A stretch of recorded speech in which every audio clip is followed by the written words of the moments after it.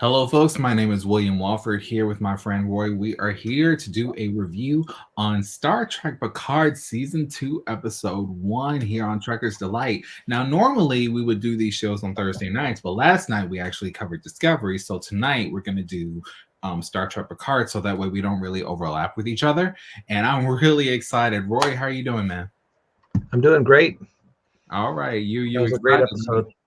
I know you saw Picard, and I know you've been talking about it for a minute. Yeah, I can't stop talking about it. How can you not? It is pretty good.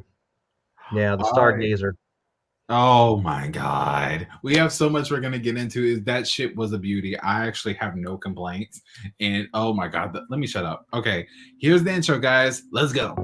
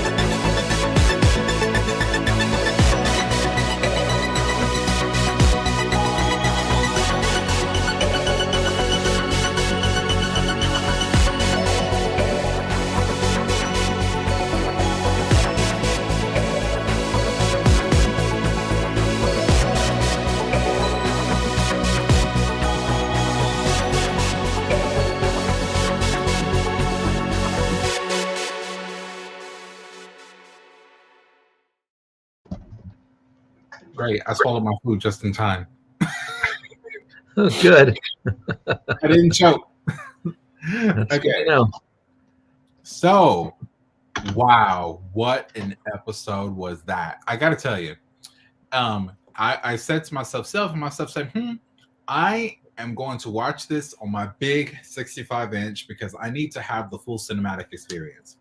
I tried and I tried and I tried, and I didn't know. I don't know if it was an internet connection or what, but it wouldn't play. And I checked my internet subscription and everything because I just got paid. I was like, let me make sure. It just didn't work. So I ended up watching it on my laptop. I was like, damn. But anyway, it's fine. It's fine because I still got more or less the same experience. Like, what was it like for you to watch season 2 again after it's been so long? It's been so long. What was season 1, like 2020? It was like 2 years ago, it seems like. Oh man. Yeah, Like, and they so put some work into this. yeah, so they started out on the Stargazer, and they were, Borg were coming in, and Picard's doing the auto destruct sequence, and we're like, oh no, not auto destruct again, and then, flash backwards to 48 hours earlier. He's there with Laris, his friend, and at the chateau, and they're playing "Time Is on My Side," and I guess he was going to move in for a little smooch, and he kind of chickened out because, He's as I've afraid. said before, captains are always married to their ships. So, And that explains a lot about these captains' relationships. With Cisco being the exception since he was on the station, but yeah, and how many times was the Defiant destroyed? But yeah, anyway, I looked at that scene. Well, okay, just a quick overlapping recap. We are over in France again. We're in what's Picard's hometown name again? I don't remember. He's got the chateau there. Yeah, definitely in the vineyard.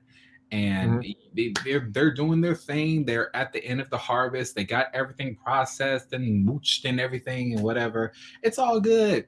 Laris, we find out that Laris's husband had died a year ago at that point. Right. Something. We don't know how, we don't know why. He's just dead. Okay.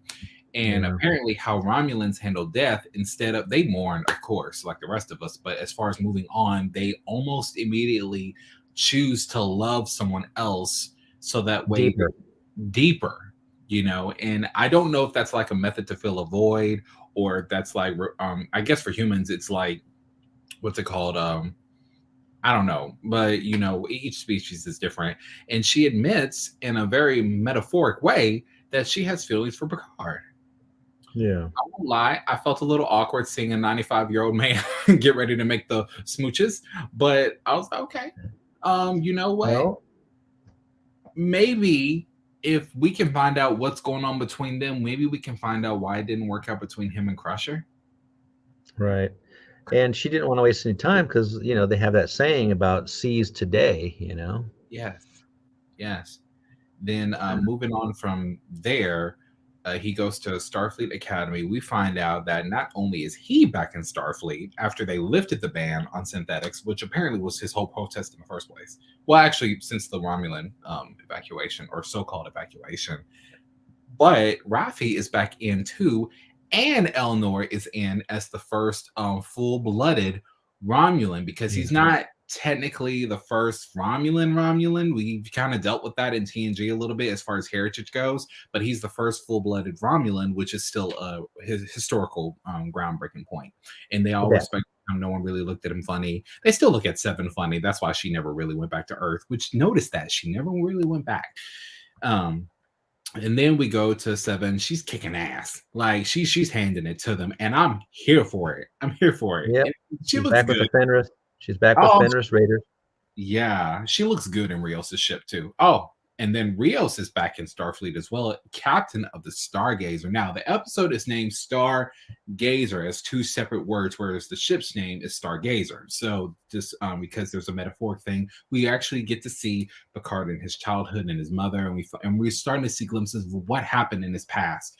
Which is great because the more we can learn about Picard before season 3 comes, the better. So they get on the Stargazer. They go to this rip in the space-time continuum, a giant green hole, and which I'm sorry, I'm one of those that you can't tell me to go into the basement or into the attic by my damn self. I'm sorry. No, well, that's like tripping over a rock while Jason is chasing you. Well, Why? yeah, and it's that trademark green, that Borg green color too. And Right. it's like I recognize that color green. That means Borg here. So, Exactly. There's only one type of green, and it's not necessarily Romulans. Their homeworld destroyed. or it could So be the Matrix. right, it could be the Matrix. So when they screamed Picard, I jumped out of my seat because I was like, for the first time, I'm actually scared of the Borg since First Contact. Yeah. And I watched First Contact as a child, so naturally I was gonna be scared anyway. Oh, But I'm PTSD. right. I brought back a little bit of that childhood PTSD. I was like, shit, the fuck? Oh, like, why are y'all that close to the thing anyway? Y'all should have been a good light year away. Y'all got communications that'll stretch long enough. Y'all got a magnifying glass that'll look close enough. Hell wrong with you? And someone or something that resembles a queen-like figure of the collective gets on the ship and proceeds to take over under the illusion or under the assumption or whatever that the Borg wants to join the Federation. Really, Right. just trying to lure Picard in, and I'm like, bro, Seven was kind of spot on. Like she tried to tell you, and then flash back to Earth in this new universe where everything has changed. Lars is gone. The synthetics answer to Picard now. He's probably not even synthetic himself, and Q is back, and now we can go into the details of the whole thing. So, what struck out to you the most about this episode here? Well, I caught a bunch of little Easter eggs and things like that, and I Yeah, just love, love, love, love little hints that take us back to the original series. do And tell. there was quite a bit of them. Okay, I probably can't. There's probably like 10 or 15 of them. I maybe name can you only name like three. think of a few. I mean, I wrote some stuff down. Um, yeah, we talked about the Borg green color. Yeah. Um, oh, there was a so Soji Hmm. and Virati, they're on their little tour, talking about how synthetics are cool now and everything. Right. So one of the people at the table sitting with Soji was a Deltan. She was the bald lady. that was sitting I at the did table. not notice that. She's Delton, just like Elia from Star Trek: The Motion Picture that came out in 1978. Are you suggesting that we found our connection since she pretty much merged herself with I forgot, Captain Decker and V'ger? No, it's just she's a Delton. She's from the planet, I guess, where Deltons come from. Probably somewhere on So the yes, because Delta. remember, the actress Persis Kambata played Ilia in Star Trek: The Motion Picture, and she was bald, and then this lady was also bald. So yeah, that was. I noticed that when Soji was giving her toast there with Girardi, Nice. and I really did like how Rios, he was speaking Andalusian Spanish. You know, Andalusian Spanish. What's that? Andalusian is more like the Southern. They have the lisp.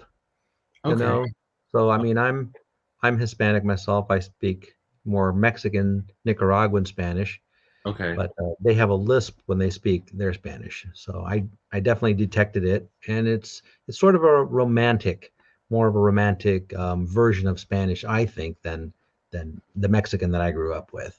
You Okay. know, Okay. So is it like a different dialect, you would say? yeah, it's a slightly different dialect. Okay. Yeah, And almost would you like almost like a Southern person compared to, somebody from California or New York and whatever. Jersey? It's Yeah. right. They can still understand each other, but it's definitely, a different. So, Okay. Okay. And favorite scene? ooh, probably when oh, it has to be when Q first appears and he's Ooh. young Q and he goes, "Oh, you've aged. Let me catch up." And then now you don't have to do that digital enhancement of him I as a mean, young. it's a plausible reason. It's perfect. Yeah, I mean, 'cause if not, then there would be a lot of money spent on special effects trying to keep him young looking, the way they did with Luke Skywalker in Boba Fett recently. Oh yeah, I saw that. I saw that. Yeah, I saw that. Not to spend too much time on it, but I did watch all of Boba Fett, which is pretty much Mandalorian season 3. And Right. sorry, he kind of carried the show. But I'm glad he beat the bad guy in the end. But I looked at Luke Skywalker, and I gotta say, I don't care what anyone says. That reverse aging was much better than what I saw at the end of Mandalorian season 2. Yeah, That yeah, was it's getting so better. so much better. So I Like, mean, I'm sure John Delancey would have loved to have remained young throughout the episode, hey, but he's like, well, you're old, I'm old, exactly. so that would probably be my favorite scene. I Oh yeah. just like anything with Q, honestly.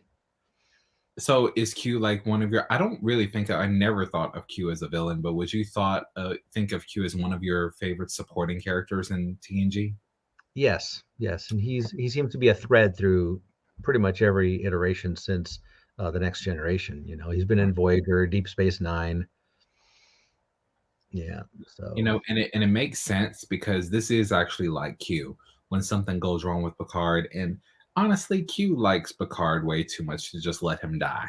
Like, oh he's no, his only friend. He's like his only friend. his only friend. Like, and Maybe it, Vosh, but I, she kicked him oh to the curb. God, I ain't gonna lie, I loved Vosh. I did. There was enough character development from Vosh that I actually enjoyed seeing her again on Deep Space Nine. Yeah, yeah, that was a nice treat when It's like, she oh, shows up. but What was your favorite scene? oh, I, whew. I can tell you my most awkward scene was when Picard moved in for that kiss, and he didn't do it, and I knew he wasn't gonna do it because that's not his type. Like I can count on my hand how many times I've seen him kiss a woman. Yeah, and Laris even said, "I'm too old for awkward." In which lets you know she's probably in her 70s, if she were human. Yeah, Like, because I know Romulans live a little bit longer too. And right. you know what? Like Arguably, Vulcans. she probably is older than Picard. Oh yeah, Oh yeah, yeah. because she Just like Vulcans are related to Vulcans, and Vulcans live, a couple, almost maybe 100 300 years. years. Yeah. Yeah, three. Yeah, three. I would say my favorite scene was okay. I've recently had this cinematic awakening where I appreciate movies that even do make me feel uncomfortable, that give me lines and scenes that scare me, that frighten me, that piss me off because I but because from a cinematic perspective, I can see that it was intentional. And if it was an intentional move, then it did its job. I'm not looking for comfort. I enjoy comfort, but I'm looking for intention. What is the director's intention? My favorite scene was the entirety of the Borg coming out of that thing because it scared the living hell out of me, man. Like I for some reason we all were expecting a cube. We all were expecting a cube. Instead, there's this giant star thing that comes out and stretches its antennas or whatever, puts the scimitar to shit. And I'm like, oh my god. Like, because you have to consider, even though their transport hubs have been destroyed by Voyager, Right. they they still had 20, almost 30 years to develop and assimilate other cultures. We've already learned that they assimilate another and more than their fair share of Delta Quadrant species that we've seen evidence of that in the first season of Right. Picard, which I Right. appreciate. I was scared when they yelled when they said Picard all at once. I knew they were going to lure him into some bullshit because we wouldn't have a show if they didn't. And I actually, why am I not showing pictures? Um, like, let me just get to this. Where is it at? This right here. Okay, I have many thoughts. Like, is this a queen or is this a representative like Seven was when she first stepped on Voyager? Yeah. Yeah, that's pretty creepy, especially when those tentacles come out and start, going into the ship. Exactly. And it's like they heavily prepared for this. And they knew that they integrated Borg technology into the ships, which actually makes sense because Voyager had Borg technology integrated to upgrade its systems. Yeah, and was it this one? Correct me if I'm wrong. She wasn't actually killing people; she was stunning them, right? I don't know. I don't Yeah, know. I may I have wish my episodes mixed up. So I really don't know. I do know that she was taking over the ship and she was taking over the other new class of ships. Um, I appreciated seeing the Excelsior, Galaxy, and Sovereign classes again.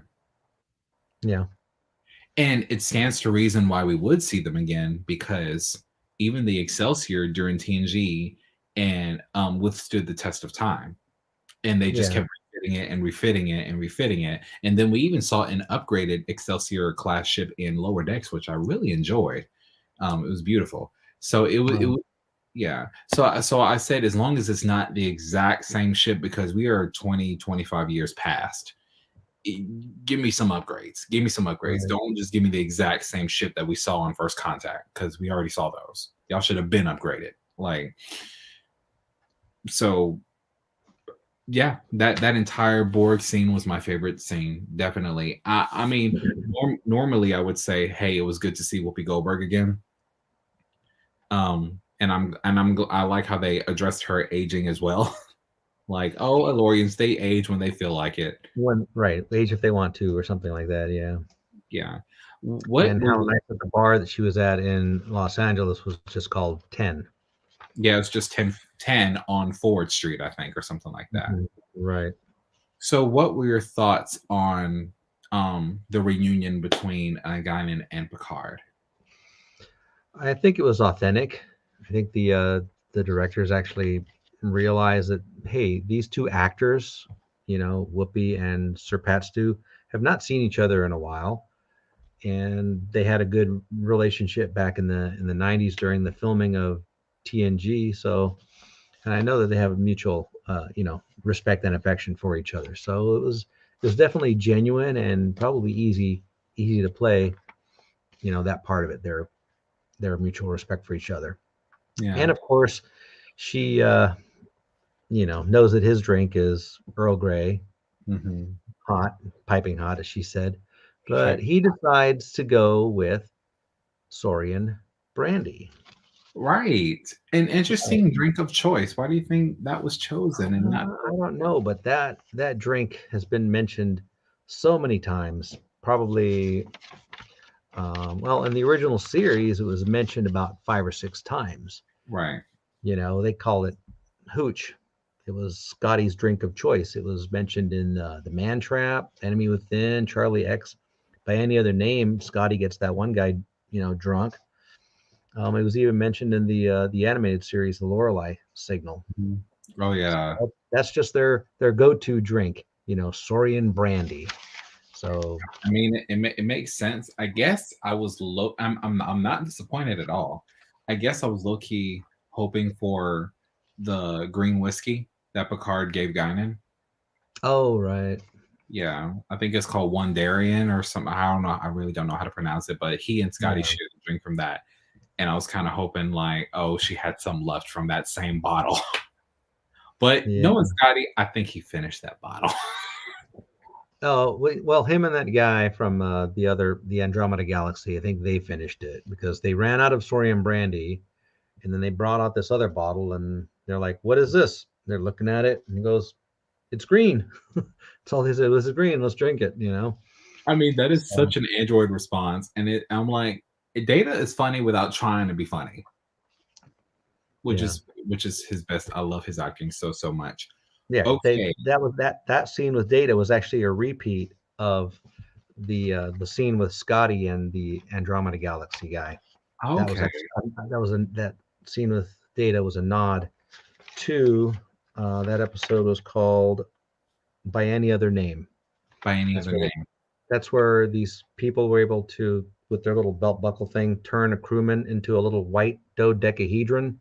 Oh wow. Then they were like crushed some of them, and then they could rehydrate it or something and turn it back into the human. Oh, I missed all of that. So that was definitely a nod to TOS for sure. Oh yeah. And did you happen to see the book title that Picard gave to Elnor that Spock wrote? I actually forgotten it. Can you remind me? Okay, so I actually had to do a freeze frame on it. The book was called The Many and the One. The Many and the One, which is definitely a nod to Star Trek 2 when Spock dies at the end and he says the needs of the many outweigh the needs Needs of of the the few or the few one. or the one. So that was the name of his book that he wrote about being one of the first Vulcans in Starfleet Academy. It was And I had called to think about that. I really had to think about it because I thought hard. I was like, was there anyone? Anyone? T'Pol technically was not in Starfleet. She was on Enterprise, but she was not in Starfleet. right.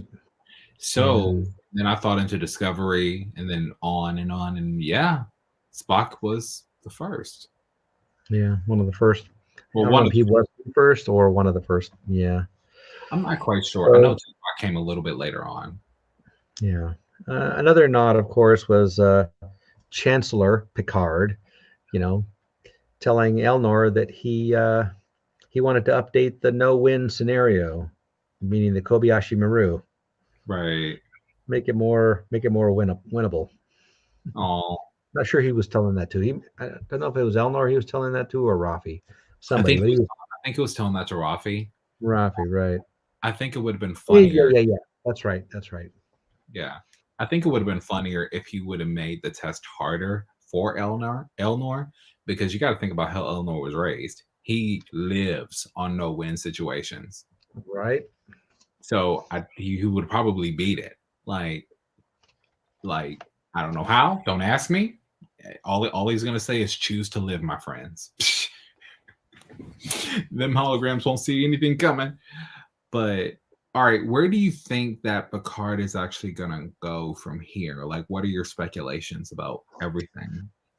Well, so it's a lot of it talks about his memories as a child. Yes. He's got a lot of regrets and things like this. So I'm wondering, we keep forgetting that he has a positronic brain, right? A positronic brain, you can access the memories a lot better than we can in our human brains. Sometimes, Yes. we forget things. We have to look up Google. What was that? Who was that actor that was in that movie? We got to Google it, right? But Right. with the positronic brain, all those memories are on tap, including the memories from his childhood. So Hmm. now you've got all these memories of everything that's ever happened to him that are easily accessible, and it's causing a lot of anguish and stress and PTSD for him, Mm. including memories from his childhood when he was the star gazer. His mother told him, just look up, right? In that arboretum where he finds that piece of glass that looks like a rose. And he says, "Let's see what's out there," which is a nod to Encounter at Farpoint. Right. Yeah, just look up. So Q made a reference to a TNG episode. He actually said the name of the episode when Q was talking to Picard at the end. He goes, "Oh, that's so Yesterday's Enterprise," which is actually the name of a TNG episode called Yes, Yesterday's Enterprise. with the Enterprise C. hmm So Yeah. he talked about the road not taken and all this stuff. So yeah, there's a lot of Easter eggs. I'm gonna have to find some YouTube videos. I'm sure that somebody's created out there that talks about all these Easter eggs. I'm That sure. I'm sure they broke it down molecule by molecule. Like they yeah, had to. Like how they do yeah, it so fast, I don't know. yeah. But I mean, I thoroughly enjoyed this one. I'm gonna have to watch it again. Yeah. Just because they packed it with so much. Okay. And now that I can watch it again and not have the shock and awe going on, I can just Analyze analyze that. it a bit more. Yeah, because Were there? it was definitely enjoyable entertainment. Oh, absolutely. Were there any moments that may have rubbed you the wrong way, or may have been too awkward for you to stomach, or questioned at the very least? Uh, well, as much as I love time travel stuff, I mean, I could sit there and watch hours and hours of time travel movies, start time travel Trek, whatever. I love it. However, do we have to keep having to go back in time to fix the present? Isn't that theme kind of rehashed a bit too many times? Let's go back in time and bring some whales back, and or let's go back in time and fix this, and it's very Terminator-ish. All this thing about going back in time and fixing the timeline that got skewed, right? How many times are we going to do that? That's the only thing I had a problem with, but I'm ready for the adventure, especially since a lot of it's going to be set in area where I grew up, Los Angeles, California. 2024, which is pretty Yeah, much 2 years from now. too much. Yeah, that's not very far from now. So It's it's not very set in far. LA. I already recognize some of the places that they're going to be going. I, kind of skipped ahead and saw some other previews, some of the teasers and stuff. I'm like, oh, there's the Santa Monica Pier. There's downtown LA. So that's my stomping grounds. So that'll be Okay. nice to see. It's a good way to save money too. Like, hey, let's just film LA today. Like, and just say Right? that it's 2024. Exactly. Exactly. What do you think that um the characters will run into in modern day Los Angeles? Hmm. Well, trying to drive a car, I saw. Yeah, Dealing with the law, trying to explain who they are, and maybe they'll take some of their present day technology with them. hopefully. you know I mean, materializing, having a person beam into a room somewhere is definitely going to cause some stares. I always like that kind of stuff, the future people being back in time. It kind of makes me wonder how is Seven gonna cope, because she's still gonna have to regenerate, which they've never actually ever shown that. Actually, no, because if you saw some of the teasers, she was missing her implants That's right. because She's that human. happened. She's fully human, never had been assimilated. She had never been assimilated. Yeah, Q or whoever, changed the course of everything, That's right. He did. And I don't know how Picard is going to recruit Rafi and Seven to go back in time and go on this mission with him. If they don't have any memories of that, or maybe they do, I don't know. Q was probably the one that gave them their memories. Maybe, Like we'll see. because it's like my thing is this. It's like what you said. I'm for all the adventure and stuff, but the time travel thing does get old. So I need the ultimate question answered. Why, Q? Why? Like, you better be turning Picard into a Q at the end of this. You better do so. I don't give a damn. You like something had better be a giant resolution to this. It's like, why are you wasting our time with this? Right. Because like all I'm looking at is possible reunions that I know I will enjoy. We will all enjoy. And that's fine. But it gets old after a while when they keep leaving it on the same cliffhanger. Be a good person. Okay. Yeah. Like, but what does Picard get? Do we get like a Pinocchio, Data, and Riker reference? Like, and he's turning from an android into a real boy, or he turns into something. I don't know. Like, does he go face to face with Cisco since he's pretty much a demigod? Like, I need some sort of ultimate resolution because I cannot be the only Trekkie who is dismayed, yet understanding that season 3 is going to be the last season of Picard. Of Picard. That we know of. But out of Patrick Stewart's mouth. Right. Oh, okay. I didn't know that. I mean, I know that they've already, filmed it. I mean, they stopped filming episode or season 2, and then they started the next day filming season 3. From what I've learned and from what I've read, and I've talked with Marie and the others about it, Patrick Stewart did confirm that season 3 will be his last. Nothing went wrong. Apparently, this would have been planned for a while. Okay. And Jean Delancey even made when season 2 came out, he made a Twitter saying that it had been a pleasure to play as Q. And that he will always remember it. Nothing went wrong, apparently. And I think we're actually going to see him again in season 3. Okay. Because just as season 3 was wrapping up, that's when he made the tweet. Right. So I was like, okay. Yeah. Yeah, I knew he was going to be in both seasons 2 and 3. Right. Which is great because we see more development for him, which is great. It's awesome. I just need an ultimate resolution. Give me the ending we have been looking for that ties everything up in a bow. Yeah, let the new generations do what they're going to do. You done been passed the baton off to them. Now we need some resolution. Because Patrick Stewart is not getting any younger. I know, and that's something else that I've always thought about too. I mean, he's up there. Yeah, he's up there. Just like, unfortunately, it sounds depressing at this point. Nichelle Nichols, she's up there because she could go any year now. Anyway, I hope that they're treating her right. I hope they're taking care of her good. I don't know the whole situation about.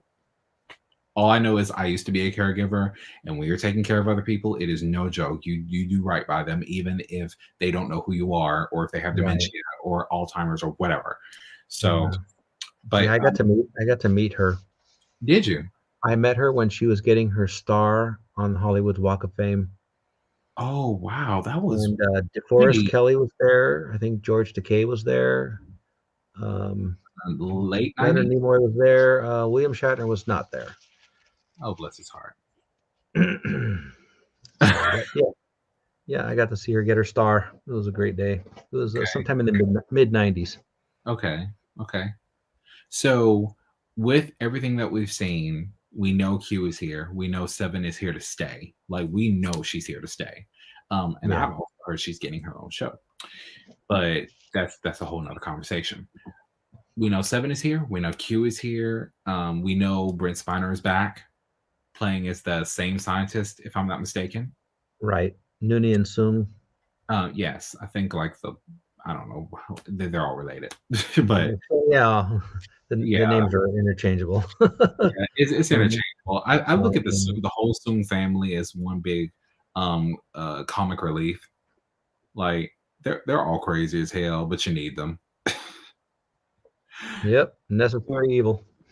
So what now? And we've seen Guinan. We might see more of Guinan. We might. I don't know because I thought that we were going to see this Guinan in the next universe, which is where the trailer alluded to. But apparently, they were talking about Picard's lack of love life. Can you Right. go more in depth about the captain? Because this probably speaks for Janeway as well about these captains being in love with their ships so much that they can't find room for a relationship. They're just so busy with the ship, and that's like their one priority. They're very conscientious, you know. It's like a worker who just basically lives at the office and he thinks about work all the time, and because he knows there's this responsibility on my shoulders. You know, I'm the guy. You know, that's basically this is my home. You know, Mhm. everything else is is just going to take a back seat to my number one priority, which is always going to be the ship. And that theme has been throughout all the iterations of Star Trek from TOS on. Yeah, my first duty is to the ship. The first duties to the ship. Yeah. Yeah, which is kind of interesting because for a while we saw Riker almost go down that same rabbit hole, almost, Yeah. and you could kind of tell that Picard in Best of Both Worlds was trying to save Riker from making the same decision he low key made because he wasn't pursuing a relationship. He was happy for anyone that would be with Deanna. I think he called out a man saying, I'd be more, I'd be, nothing would make me happier than to see her happy." But at Right. the same Right. time, he wasn't going to leave the Enterprise. He was not going to leave. He stayed there for like 10 years. Yeah. Yeah. And then he got his own ship. He got a family. I'm sorry, he lost his son, Thad. That actually kind of broke my heart a little bit, but loss is loss. Um, but that's another thing I like about the Picard series. They show that, yeah, you get your generalized happy ending, but it's not going to be perfect because there's no such thing as a perfect happy ending. And I get that. I get that. So from the year 2024, there's evidence of other time travel instances that we might see other characters. Can you name a few?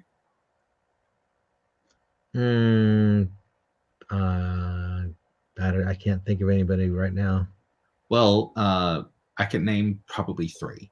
The Okay. first being foremost is the Gabriel Bell, who was intricate in Deep Space Nine. There was a thing called the Bell Riots that happened in the year in September 2024. And it was a time travel episode. Cisco and Mhm. Bashir in Deep Space Nine, they accidentally went back. Gabriel Bell was killed and Cisco had to take his place. But this was in San Francisco. They're in Los Angeles. So I don't know how they're going to do it. They're probably going to do something. The Bell Riots was the closest thing to what I consider to be an adaptation to, well, a pre-adaptation to Black Lives Matter today. Because there's a lot of connections, and I already did an analysis of the whole thing in Black Trek episode. But then there's another. There's in Enterprise. I have an Go I have ahead, an go ahead, idea. please. Oh, okay. When was Zephram Cochrane born? He He was was born in born. the 2030s. He was born So in 2030. Cochrane's parents should be around. He was born in 2030s, right? In Yes. Montana, North America. Yes. And his parents are probably around. Yeah. So remember the Borg tried to go back in time and stop that whole, first contact thing with That the whole Vulcans, thing, and they assimilated right? her in the process. Yeah. So now they're going back even further. Maybe they're going to take out Cochrane's parents or something. And Who it knows? backfired. And the Take and out your enemy by killing his grandfather or something. maybe. because it seems like that in this totalitarian thing that it looks like this. I don't even know if we can even call them the Federation. They're almost like the Terran Empire. It looks like, uh, Right. and it looks Yeah. like they own and run the Borg, right? Yeah. Yeah. Some Yeah, kind of totalitarian something. Yeah. which I actually have a small theory about that. Okay. I Go ahead. don't think it was a Voyager episode where a historical misinterpretation of Voyager took place. It had been 700 years. They took a tricorder. They completely misread Voyager. They were this evil crew that killed and destroyed and raised hell and all that. And the only witness, it's called the episode was called Witness, I think.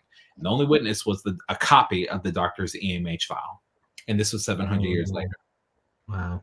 Well, the episode was about racism. That's what it was about, and how to properly address it several hundred years later and several hundred years after that. So anyway, but that's not the point at the moment. What the connection that I'm thinking is to Picard. I think it really did happen.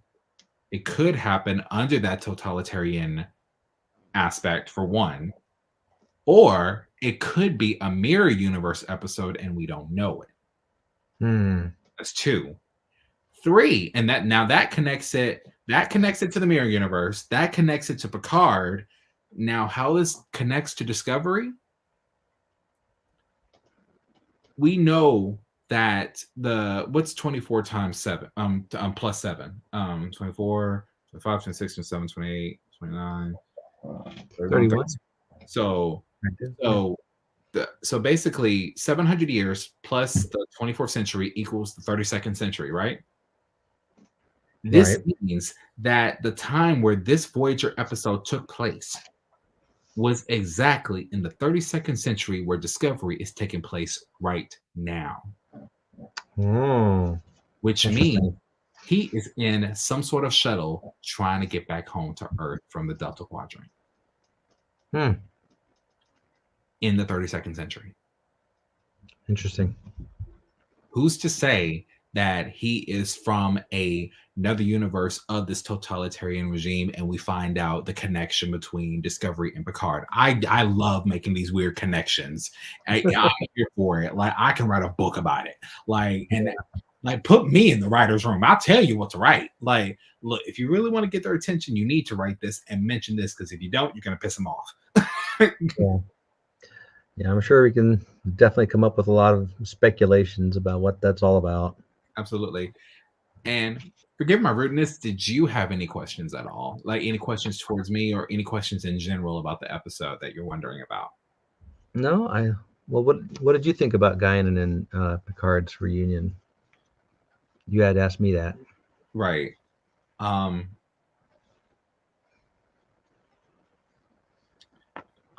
gonna be honest. I feel like I can speak on this because I've lost 73 pounds myself. I in the state of mind where I just appreciate seeing Guinan. I appreciate it and I love it. To all the new Trekkies, they don't care. Right now, they're still on her about her time at the View and controversial viewpoints, but that's not part of this topic today. I don't even think about her that way. Exactly. You know, she is a character I've been watching since, The Color Purple and Ghost Right. and everything. She's an icon. Sister Act. All that. She's an icon. She's an American legend. So Absolutely. So even though they kind of like alluded to her aging thing, which is fine, I get that, but there was also a thing about weight. I had someone ask me, how is Guinan going to be Guinan if you're supposed to be healthy in the 24th and 25th century? Well, at this point, they're in the 25th century. I said, well, I'm going to answer that for you.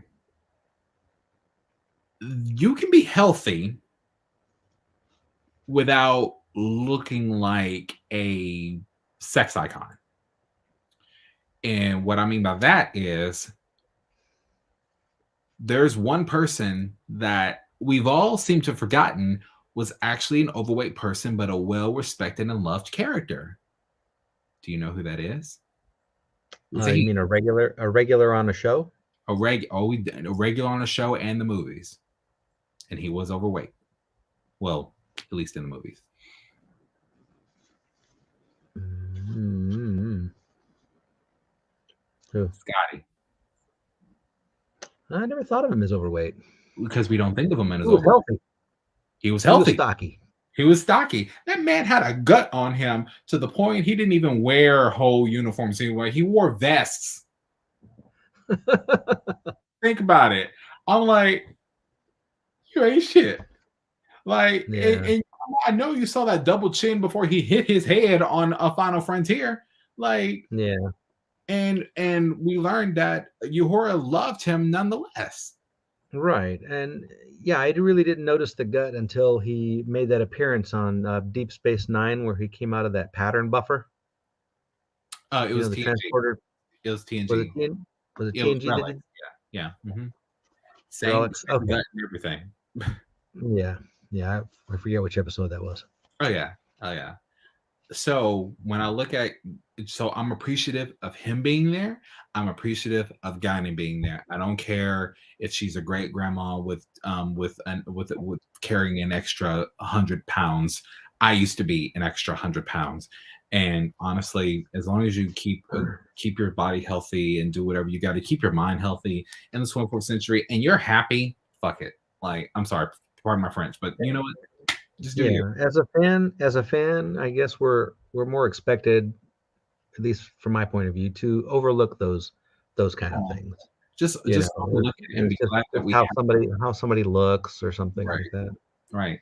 Because the last time we saw her play Guinan was 2005 in Nemesis. Right.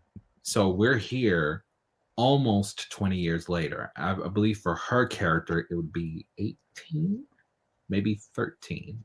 Right. Yeah, something like that. I could get my numbers wrong. But anyway, the point is, I'm just glad to see her.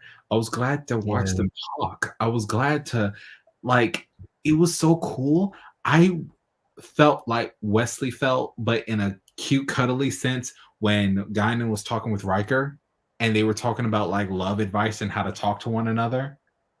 I was like, oh my God, they're talking and they're actually talking. Like they're actually, that's another thing I like about this. They have full conversations now, which leads to more character development. And we already have plenty of it. We know right. everything about them. Right, with everybody. But we're getting some backstories and real conversations with them. And that's what I liked about the Next Generation. Something that really struck me. Because, I'm a TOS guy.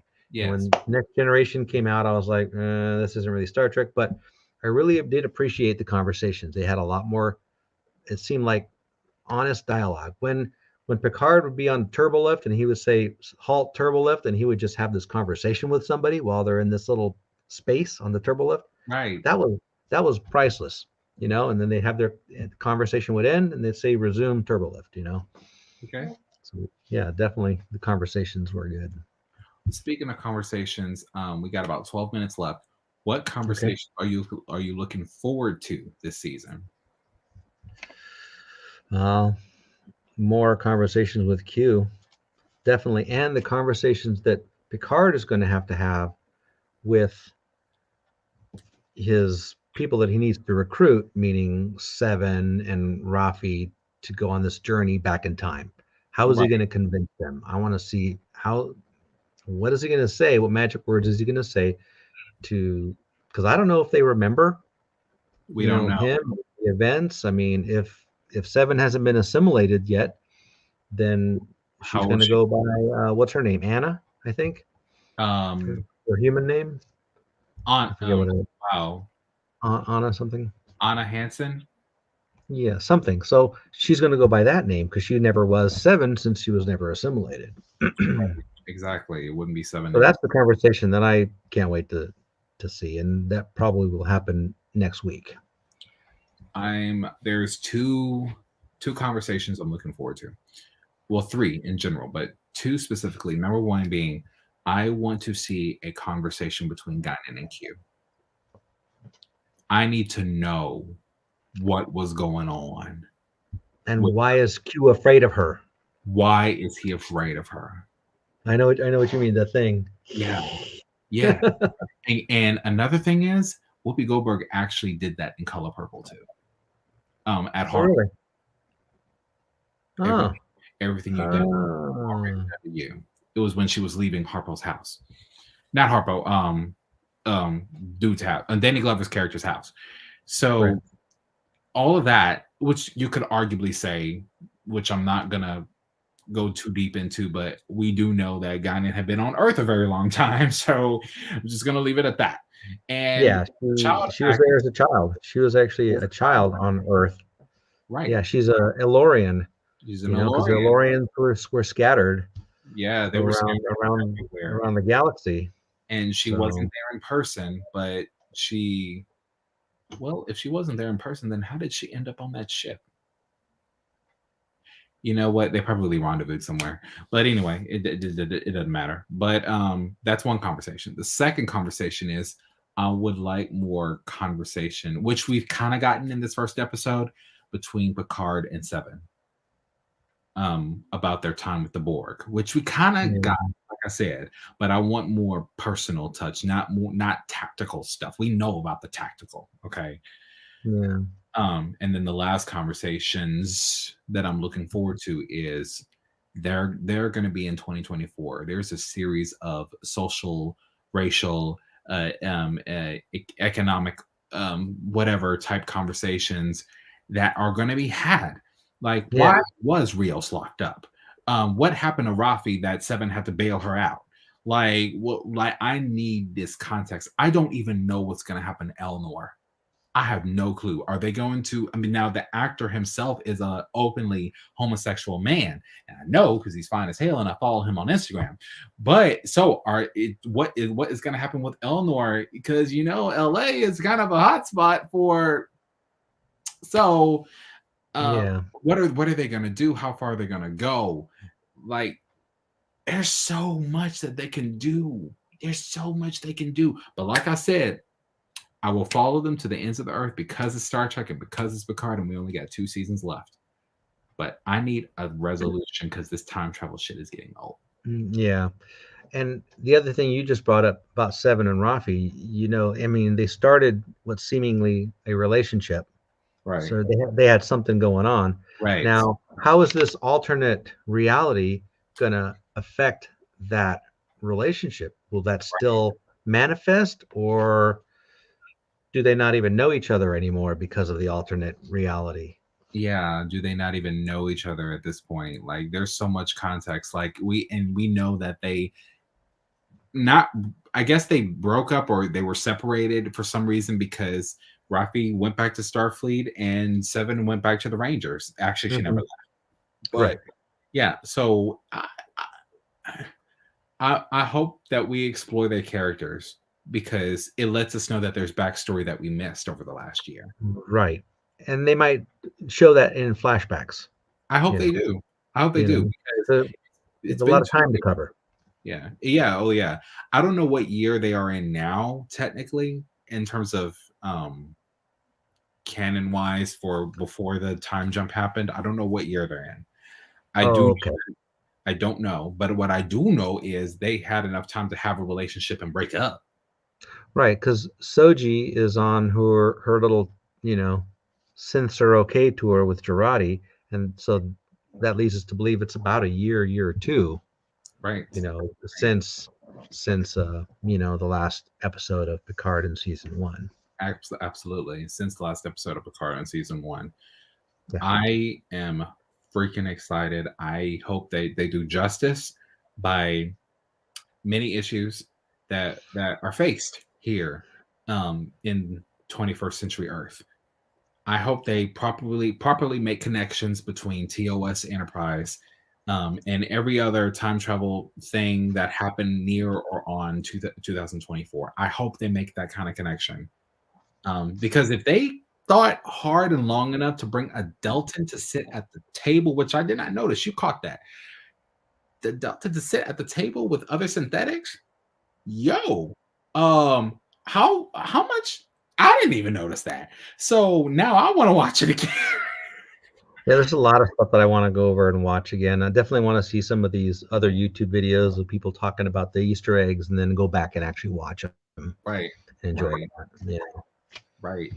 So we are going to get season 2 of Picard episode 2 next week, and another overlapping episode of Discovery. If I'm not mistaken, we have 2 more episodes of Discovery, and we have 10 or 9 episodes of It's Picard. 9 more Picard, yeah. 9 more. I think.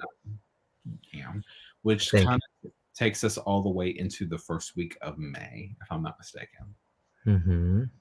Which Yep. And then we have more shows coming. Strange New World. What do you think is going to come with that? I don't know. Trying to come up with a backstory for Pike and Number One. Mm-hmm. Because it's like, that's why it's called Strange New Worlds.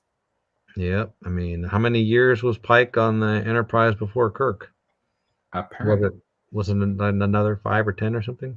I think it was 10, but we don't know when he was struck with the radiation that melted him. Right. I'm still stuck on that. Like, yeah. I'm kind of hoping, we got 4 minutes. I'm kind of hoping for a surprise, gotcha, ending for Pike. Like something happens to him that his own Q comes along. You know, something. Like I said, something, anything. I don't know, because I understand that I understand about the menagerie. I understand about all that. I do, and I saw it. But right, it has to lead to that. But that's his fate. We saw his fate. But you cannot sit here and tell me you made the original Star Trek show in the 21st century without a new surprise ending. And I'm not saying they're going to disregard the menagerie. I'm not saying that. I'm saying there's more to the story that we do not know. That's what I'm saying. That I'm hoping that we don't know. Because if we just go to the same ending, then it's not really going to be a season finale at the end of season 7, is it? Right. Maybe it'll be more about Number One. I mean, she ends up on that same show, the menagerie, the cage. Right. I call it the menagerie / the cage because they're very much the same, one within the other. Yeah, it's so meta. It's just like one episode is literally a Star Trek episode of the staff crew watching a Star Trek episode. Right. Right. Which is a great nod to bringing in and making it all canon, which is that's good. And they just didn't want to trash the footage. That's true. Already for the first pilot. I will say this though, the bridge of the Stargazer damn near looks like the same bridge as the 1701 Constitution class in Strange New Worlds. It was dark. Yeah. It was black. It was shiny. Yeah. I was like,